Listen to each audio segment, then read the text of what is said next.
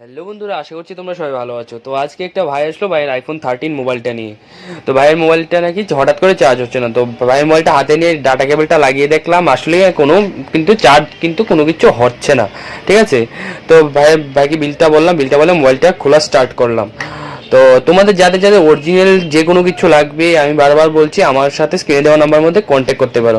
আর মোবাইলটা কিন্তু খুলে ফেললাম, আর এটা ভাইকে লাগিয়ে দেবো। এই চার্জিং ফ্লেক্সটা কিন্তু বাইকে লাগিয়ে দেবো, অ্যাপেলের জেনুইন এই চার্জিং ফ্লেক্সটা বাইকে লাগিয়ে দেবো।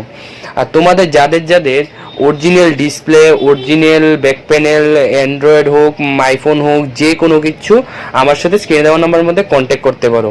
আর ভাইয়ের মোবাইলটা কিন্তু পুরোপুরি এখন কমপ্লিট হয়ে গেছে।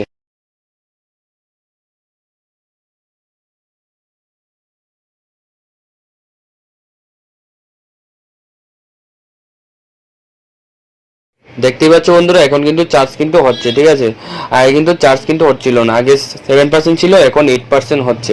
আর চার্জিংয়েরও লোগো কিন্তু এসে গেছে। আর তোমাদের যাদের যাদের original charging flex, original display, original যে কোনো কিছু লাগবে, ব্যাটারি হোক, ব্যাক প্যানেল হোক, যে কোনো কিছু লাগবে আইফোন, অ্যান্ড্রয়েডের, আমার সাথে স্ক্রিনে দেওয়া নাম্বারের মধ্যে আমার সাথে কন্ট্যাক্ট করতে পারো। তারপরে ভাইকে মোবাইলটা রেডি করে দিয়ে দিলাম। ধন্যবাদ।